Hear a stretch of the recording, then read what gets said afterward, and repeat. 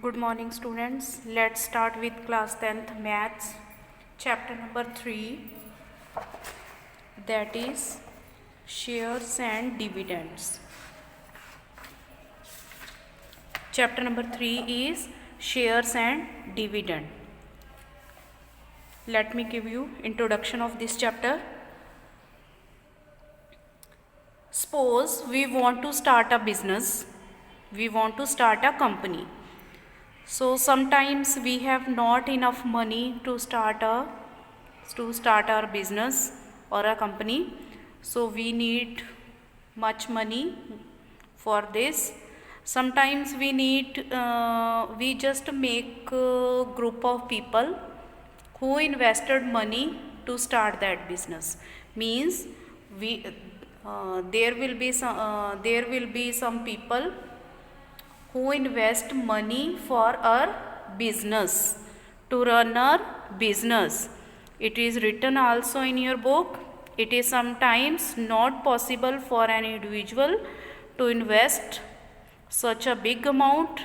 Then some persons interested in the company join together. They divide the estimated value into small parts. Means it may be rupees 1 to up to 100. Means whatever the part we have to invest, they will just divide the money. For example, in the class you want to do some party, then one student can't afford to give the party to all the teachers. Suppose you want to give the party to teachers, then all the students contribute some money to purchase all the material. So here also same thing. So some people invested money, they just contribute to run the business. So each part so obtained is called share. So each part means, suppose I am going to invest. So suppose I want to start with a business of 5 lakh rupees. 5 lakh rupees needed to run a business. Then if one person can't afford 5 lakh, suppose 5 persons are interested to invest money to run this business. Suppose they invested 1 lakh, 5 person. So this is the money that each person share. So this money is known as share. So each part so obtained is called a share. I think share concept is clear to you. Then and a fixed amount for each share is known as called original or nominal value. Then we will go for nominal. This is very important. Nominal value. In the short form it is written NV. So each parts obtained is called a share, and the value fixed for each share is called its original. Means suppose one person is giving money 1 lakh. So 1 lakh is the nominal value for each, means one share. One share's nominal value is 1 lakh. The amount that is fixed for each share is called its nominal value. I think it is clear. The persons who purchase shares are called shareholder. Suppose I want to invest money for some business for contribution. So I am the shareholder. Shareholder means the person who want to invest money. Shareholder, the person who is interested to give money or invest money in the company, or you can say to start a business. So I think it is clear. Nominal value,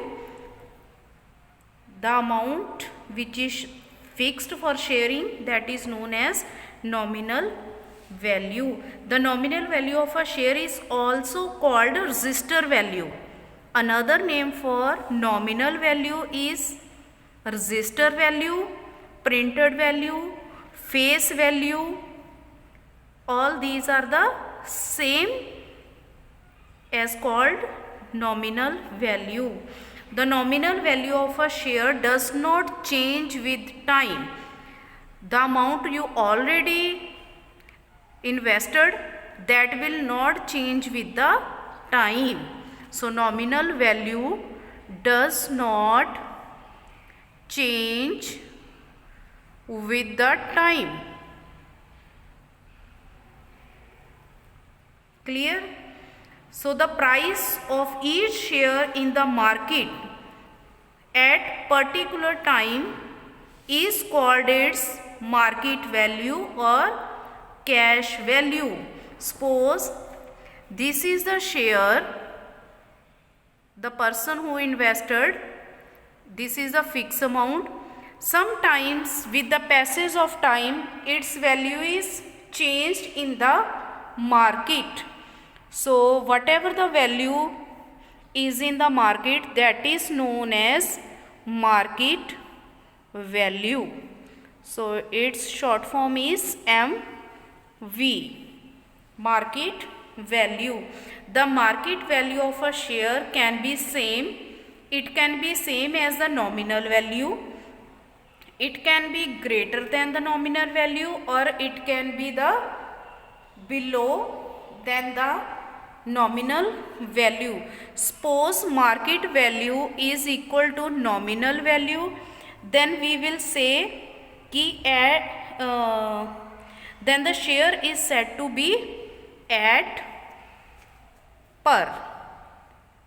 At par means when your market value is equal to nominal value. If the market value of share is greater than nominal value, then we will say above par, or we can say at a premium. At a premium means when your market value is greater than your fixed price. If your market value is less than nominal value, then you will say below par, or you can say at a discount, means value of share is now decreased. If your nominal value of the shares are decreased in market, then you will say below par or at a discount.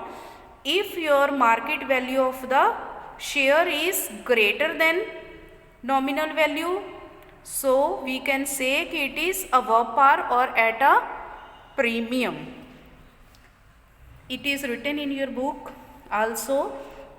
Then after investing, or when your company has been established, then if you are getting profit, then that profit is equally divided to all the shareholders. Means if you are investing money 5 lakh and the output is 10 lakh, then whatever the you profit got, all the profit will be divided equally in the all shareholders. Here you invested 5 lakh and here output is 10 lakh, then 5 lakh is your profit, then that 5 lakh will be divided to all the persons who invested money for this company. So the profit is known as dividend. So profit got by a company is known as dividend.